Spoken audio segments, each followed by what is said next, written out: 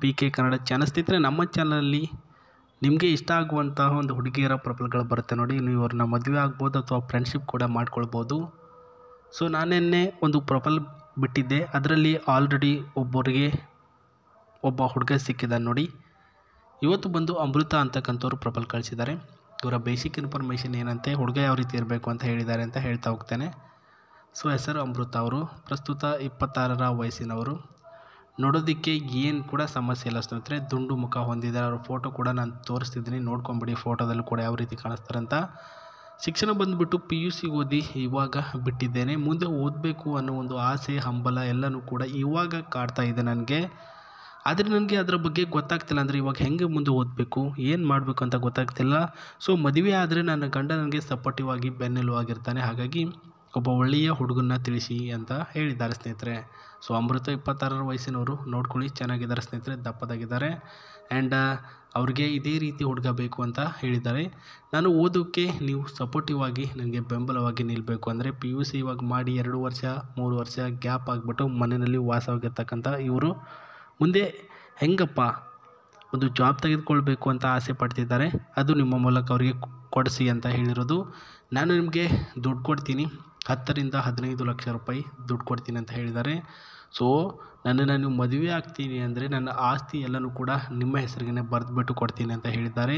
ಖುದ್ದಾಗಿ ನಿಮಗೆ ನನ್ನ ಒಂದು ಜೀವನವನ್ನೇ ಮುಡಿಪಾಗಿ ಇಡ್ತೇನೆ, ನನ್ನ ಆಸ್ತಿ ದುಡ್ಡು ಅಲ್ಲ, ನನ್ನ ಸರ್ವಸ್ವವನ್ನೇ ಮುಡಿಪಾಗಿ ಇಡ್ತೇನೆ ಅಂತ ಹೇಳಿದರು. ನಾನು ಸ್ವತಂತ್ರವಾಗಿ ಫ್ರೀ ಬರ್ಡ್ ಥರ ತಿರುಗಾಡಬೇಕು, ಸುತ್ತಾಡಬೇಕು, ಓದಬೇಕು, ಜಾಬ್ ಮಾಡಬೇಕು ಅಂತ ಆಸೆ ಪಡ್ತಿದ್ದಾರೆ ಸ್ನೇಹಿತರೆ. ಸೊ ಇಷ್ಟು ಅವರು ಹೇಳಿ ಕಳಿಸಿರ್ತಕ್ಕಂಥ ಮಾಹಿತಿ ಆಗಿತ್ತು. ಗಾಯ್ಸ್, ನೀವು ಮಾಡಬೇಕಾಗಿದ್ದಷ್ಟೇ, ಅವರು ನಿಮಗೆ ಇಷ್ಟ ಆಗಿದ್ದಾರೋ ಇಲ್ವೋ ಅಂತ ನೀವು ನಮ್ಮ ಒಂದು ಚಾನಲ್ನ ಕಮೆಂಟ್ ಬಾಕ್ಸಲ್ಲಿ ತಿಳಿಸಿ. ಖುದ್ದಾಗಿ ಪ್ರತಿಯೊಂದು ಕಮೆಂಟ್ ಚೆಕ್ ಮಾಡಿ ಅವ್ರಿಗೆ ಯಾರು ಇಷ್ಟ ಆಗ್ತಾರೆ ಆ ಒಬ್ಬ ವ್ಯಕ್ತಿಗೆ ಅವರು ರಿಪ್ಲೈ ಕೊಟ್ಟು ಅಲ್ಲೇ ನಂಬರ್ನ ಕೊಟ್ಟಿರ್ತಾರೆ. ಸೊ ನೀವು ಆಗಿರ್ಬೋದು, ಇನ್ನೊಬ್ಬರು ಆಗಿರ್ಬೋದು. ಆ್ಯಂಡ್ ಅವರು ಸುತ್ತಾಡೋದಕ್ಕೆ ಅಂತ ಈ ಒಂದು ಲಾರ್ಜೆಸ್ಟ್ ಹೋಂಡಾ ಕಾರನ್ನು ರೀಸೆಂಟಾಗಿ ಪರ್ಚೇಸ್ ಮಾಡಿರ್ತಾರೆ ಸ್ನೇಹಿತರೆ. ರೀಸೆಂಟ್ ಅಂತಂದರೆ ಒಂದು 2-3 ವರ್ಷ ಆಯಿತು, ಬಟ್ ಮನೇಲೇ ಇದೆ. ಯಾರು ಕೂಡ ಇರ್ರೆಗ್ಯುಲರ್ಲಿ ಯೂಸ್ ಮಾಡ್ತಾರಲ್ವ, ಹಾಗಾಗಿ ಅದು ಎಷ್ಟು ಬಿದ್ದಿದೆ ಅಷ್ಟೇ ಬಿದ್ದಿದೆ. ಈ ಒಂದು ಕಲರಲ್ಲಿದೆ ಸ್ನೇಹಿತರೆ, ಹೋಂಡಾ ಮಾಡೆಲಲ್ಲಿ ರೆಡಿಯಾಗಿರ್ತಕ್ಕಂಥ car. And largely the rest remains and unchargeable under the skin. And ಒಳ್ಳೆಯ ಒಂದು ಮಾಡೆಲ್.